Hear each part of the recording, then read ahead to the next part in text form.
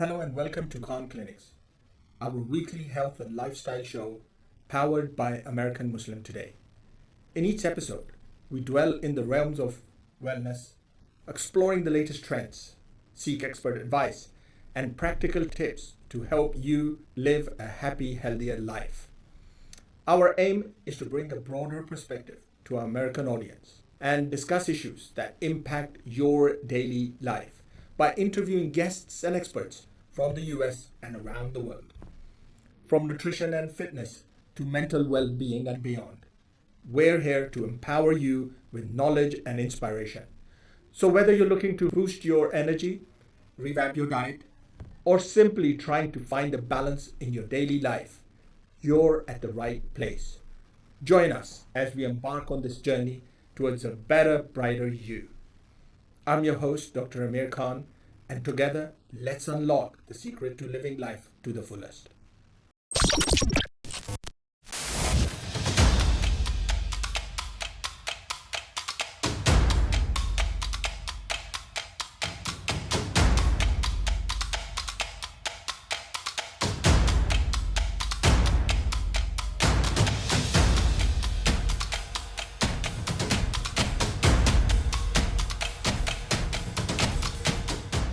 Hello, everyone, and welcome to Khan Clinics, powered by American Muslim Today. I'm your host, Dr. Amir Khan, and we're running another episode today. Today's topic, very common abroad, something that we in the US need to be familiar with. We need to know what happens when we're going abroad. So hence we thought we'll bring up a topic that somewhat we're familiar with, that's malaria and stuff. But the main topic other than that is the dengue virus that's been affecting us. But before we start our main presentations and introduce to you Dr. Shanza Ikram, who's going to be talking about dengue virus and stuff, I want to show a little bit with my co-hosts today. We have Rida and Maya, Jeremy in the studio with us, and see you. Maya wants to show you something that happened last week in Dallas. A tornado can bring about. And we want to share those sentiments with the rest of the people and say, well, sorry for the losses, but see what has happened. Okay, well, the tornado happened this week on Tuesday in the morning at like 6 a.m. And then, yeah, so it caused a lot of damage.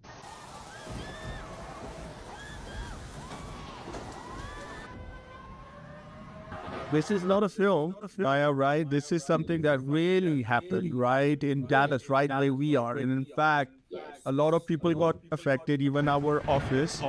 So show us some more footage. I just want to share some more stuff so you could show some of our audience members what had happened just specifically in Dallas. We've got people here nationally coming into our program and then some international.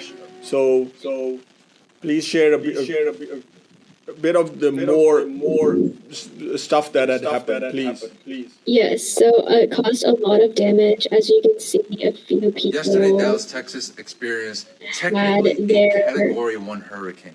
House collapsed, trees fell on cars.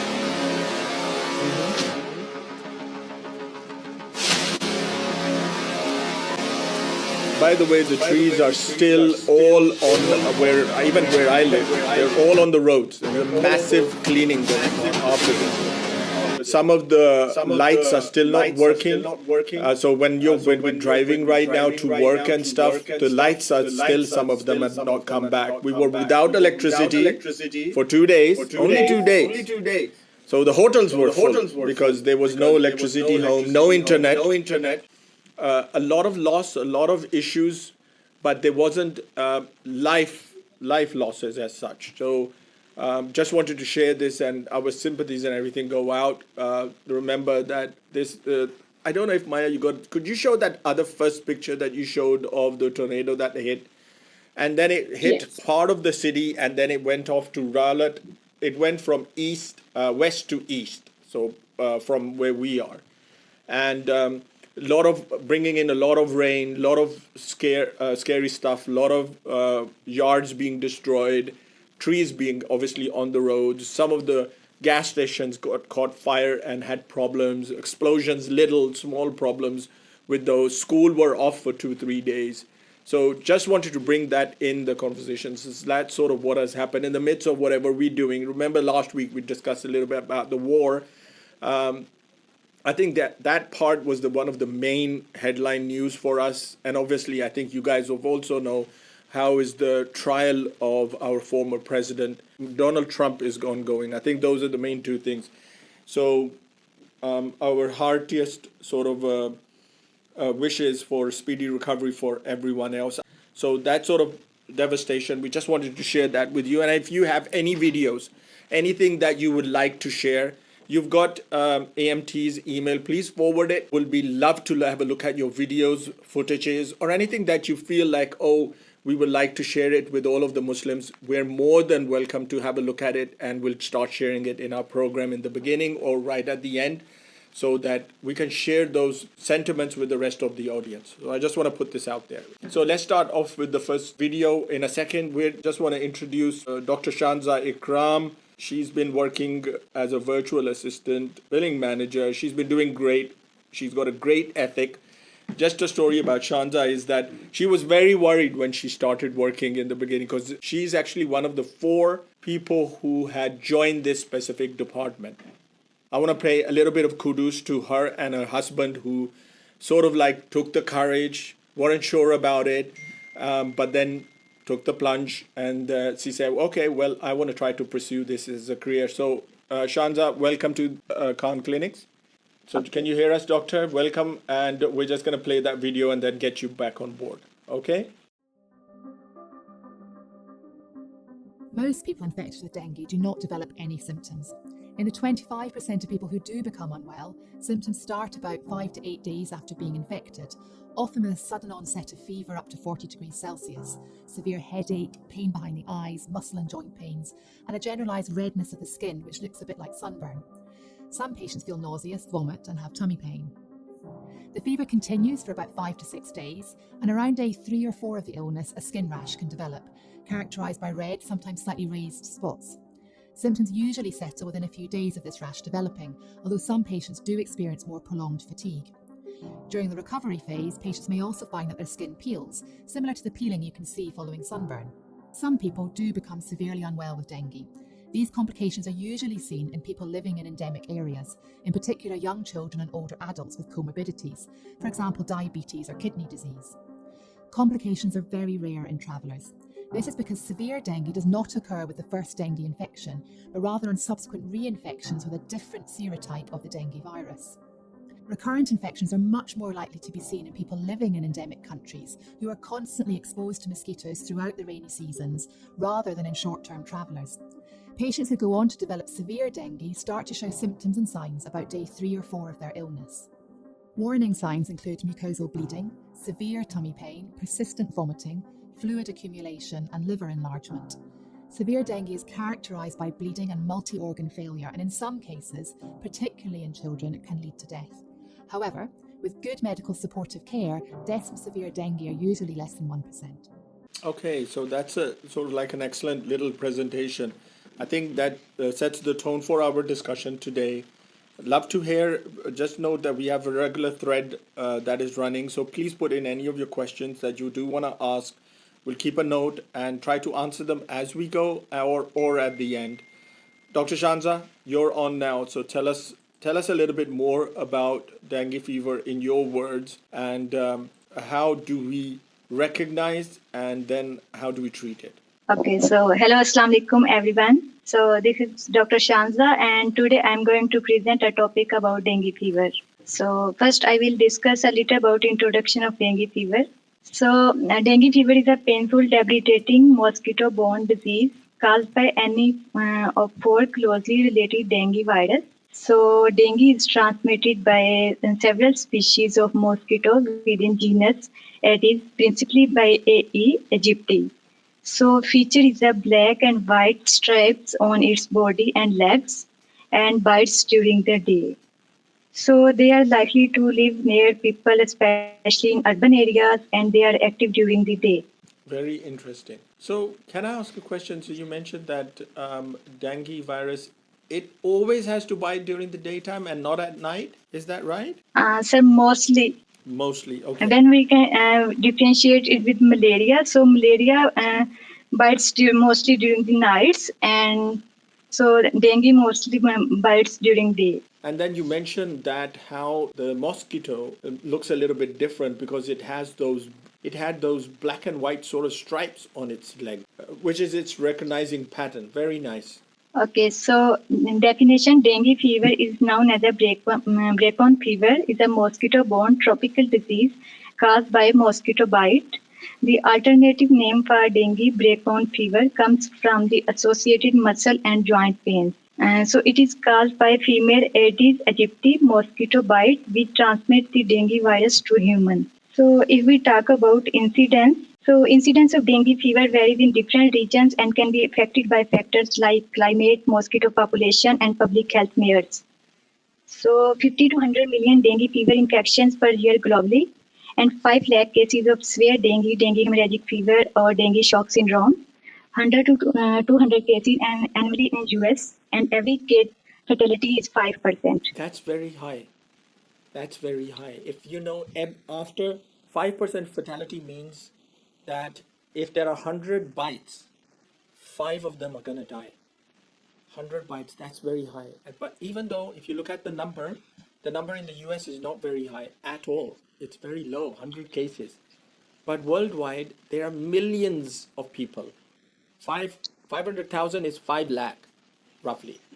And that's very devastating. The numbers look very scary then. Certain countries are protected, and then certain other countries are not. And worldwide, there is a lot of incidents. So this topic then becomes very important for us who's living abroad when they travel to another country. But for people who are living in other countries, developing countries, or where dengue is prevalent more, it's something that we should be definitely aware of. Okay. So very, very nice slide. Thank you for showing that information. It's brilliant. Next, let's see next. Okay, so distribution. It is important to mention that dengue fever is a significant public health concern in many parts of the world, especially in tropical and subtropical regions. So endemic is more than 100 tropical and subtropical countries. Pandemic began in Southeast Asia after World War II, with subsequent global spread. So several epidemics since 1980s, and distribution is comparable to malaria. Very good. So endemic is a disease within a specific population, geographical area, or community. For example, malaria is considered endemic in certain tropical regions where it occurs regularly. Gotcha. Okay. And if we talk about pandemic, so pandemic is a global outbreak of disease that spread across multiple countries or continents. For example, COVID-19. Gotcha. Okay. And epidemic occurs when there is a sudden increase in number of cases of disease within a specific community. For example, Zika virus in 2015 to 2016. So this is distribution throughout the world, and red dots showing the affected areas. So a lot in South America, is that right? So South America, Eastern Australia, not West, Eastern Australia, then some in the Philippines, extending right up to Malaysia, Bangladesh, I see India, and then northern part of Pakistan, I think, and then some in the African countries, none whatsoever in South Africa, but some in North Africa, and then to some eastern parts of the country, right? Eastern part of US, or mainly looks like, yeah, some in South America, which is southern part of it. So very interesting. This is clinical presentation. It includes a spectrum of illness, non-specific febrile illness, classic dengue hemorrhagic fever, dengue shock syndrome, and other CNS dysfunction, liver failure, and myocarditis. Give us some of the types, please. Okay, sir, I want to share one-sided. Mosquitoes are attracted to women more than to men, and because of estrogen. Estrogen is a strong attractant. Okay, that's a nice one. Right. Oh, no wonder they like. Okay, they like the estrogen. Nice one. Okay, Yes, sir. interesting. Okay, very good. Okay, so classic dengue typically present with symptoms such as acute febrile illness with headache, retroorbital pain, myalgias, breakbone fever, high fever 5 to 7 days, and second fever for 1 to 2 days in 5% of patients, followed by a marked fatigue 10 to weeks, and classic dengue 15 to 60% of infections, nausea, vomiting, diarrhea in 30%, and macular or macropapillary confluent rash 50%, and respiratory symptoms cough, sore throat 30%. Okay. When you have infection, all right, what happens is that you're not able to function like you do at a normal level, right? You're, you want to be sitting in your bed. You're not even bothered to get up and cook or go to the bathroom at times. You're so tired. And when fatigue or malaise get to a stage where you can't swallow or you can't lift in the ICU when we extubate patients sometimes and they've been on steroids. Okay, so here symptoms: eye pain, muscle pain, bone pain, joint pains, fever, headache, nausea, vomiting, and rash. Yeah, the pain that comes with the fatigue and that the muscle pain is that cripples you as well. Okay, very good. Next. Oh, yeah. Okay, when comparing dengue and malaria, there are some key differences to consider. So, dengue fever, as we already discussed, a painful, debilitating mosquito-borne disease caused by any of four closely related dengue virus, and this is viral infection. And malaria is serious and sometimes fatal disease caused by parasite that commonly infect certain type of mosquito which feeds on human and is caused by parasite. So transmission is by bite of Aedes mosquito, and in malaria transmission is the bite of Anopheles mosquito. So Aedes mosquito is lyrical shape marking, banded legs, dark color and narrow body, and Anopheles is a dark brown and black in color. So in dengue incubation period is 4 to 10 days, and in malaria incubation period is 7 to 30 days. Okay, so in dengue fever symptoms include rashes, swollen glands, nausea, vomiting, and pains in joint and muscles, and pain behind the eyes. Very good. In malaria symptoms include chills or feeling shivery, nausea, vomiting, headache, muscle and joint pains, and rapid breathing and heart rate, and diarrhea, fatigue, and temperature of 38 or up to 41 degrees Celsius. Very good. So this is phases of dengue fever. It includes 3 phases: febrile phase, critical phase, and recovery phase. Febrile phase for 7 days, critical phase for 2 days, and recovery phase for 2 to 3 days. So features of febrile phase: sudden onset of fever, headache, mouth and nose bleeding, muscle and joint pains, vomiting, rash, and diarrhea. In critical phase, we can see hypertension, pleural effusion, ascites, gastrointestinal bleeding. And in recovery phase, altered level of consciousness, seizures, itching, and slow heart rate. Very good. So dengue hemorrhagic fever is a severe form of dengue fever. It is characterized by bleeding, a drop in platelet count, and plasma leakage, which can lead to shock and even death if not treated. So 4 WHO criteria for dengue hemorrhagic fever: fever, hemorrhagic manifestations, low platelet count, and elevated hematocrit. Hemorrhagic phase means when there is a blood primarily phase, loss of blood. And the platelet count, platelets are very important for healing. If you bleed very easily. Okay, so dengue shock syndrome, all above criteria of dengue hemorrhagic fever plus sign of circulatory failure manifested by following features: rapid and weak pulse, narrow pulse pressure, hypertension, and cold and clammy skin, restlessness, or decrease or absent urine. So this condition can lead to shock, which is a life-threatening emergency.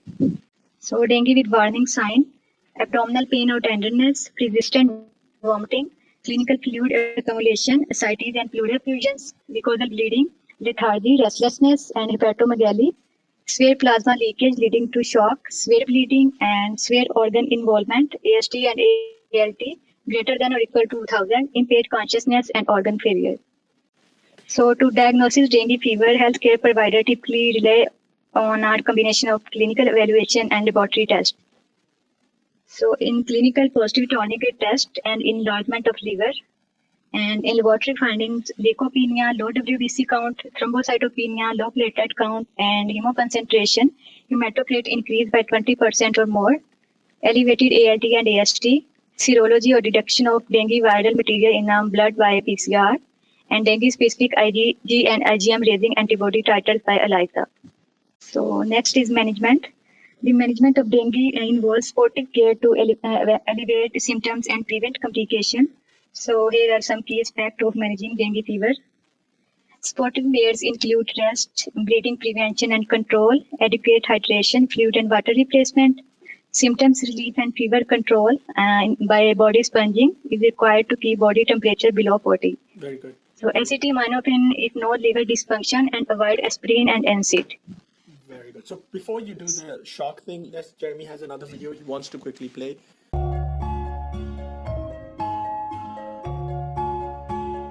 Dengue is a flu-like illness spread by the bite of an Aedes mosquito infected with the dengue virus. The Aedes mosquito can breed even in a small amount of water accumulated in any container-like object. Drain out and scrub clean garden fountains, bird baths, and flower pot base plates at least once a week. Turn over or cover objects that can collect water, such as wheelbarrows, drums, or bowls. Cover overhead water tanks with a tight lid to prevent mosquitoes from entering. Cover the overflow pipes of water tanks with a material that allows water to flow out, but prevents mosquitoes from entering. Clean roof gutters by ensuring the outlet remains open and water does not stagnate.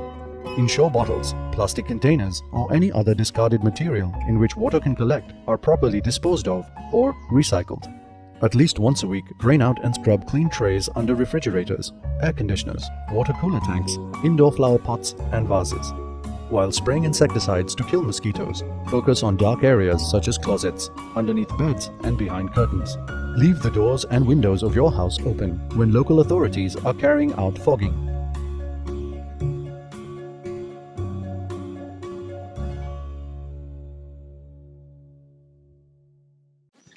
Okay, so next is prevention.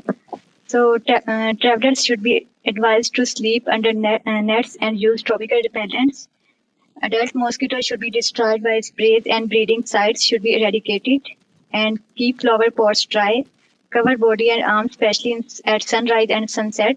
Apply mosquito repellent lotion on uncovered body parts, and wash water containers daily and keep them properly covered. Public education, and as far no effect vaccine has been made. So when someone with dengue fever goes into shock, it's crucial to provide immediate medical care. So monitor blood pressure, hematocrit, platelet count, and level of consciousness.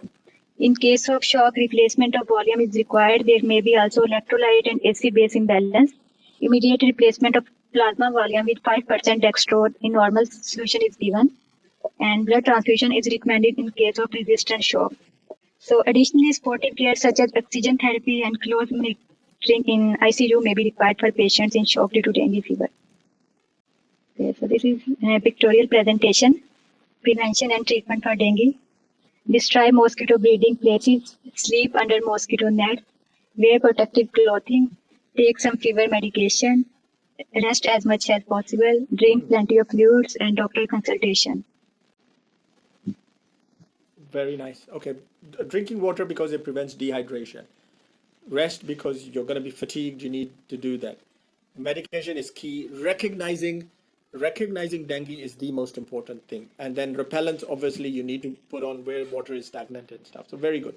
And protective wear, try to see if you don't get bit, which is sometimes hard to do. But nets is the most other important thing. Nets. All right. So they're a very important thing. All righty. Absolutely, it is. Very good message. Very, very good. Dr. Shanza, thank you. Thank you very much. That was a very nice, brilliant presentation. I appreciate it. And thank you for putting all of that hard work into it. It's our pleasure to have you. What about Rida? Do you have any other messages? Rida, Jannah, I just want to emphasize, just make sure you like it, the presentations that they have done. Again, your family, friends, sort of members are also encouraged, but it's mandatory for all of you to attend. Pray for everyone. Have a good weekend. Stay safe, and we'll catch up next week. And thank you for all of the works. And there is, the one little other present remark that we want to add for next week. We have Akif is going to be presenting on antibiotics. Just antibiotics, but mainly going to be focusing on antibiotic resistance. Why is that important? We're going to be talking about how we can prevent antibiotic resistance. So Akif is going to have his presentation next week, Friday. Okay, so it's a very interesting topic. You need to put the likes in and share it. Thank you very much. Stay blessed. Have a good weekend. We'll see you next week.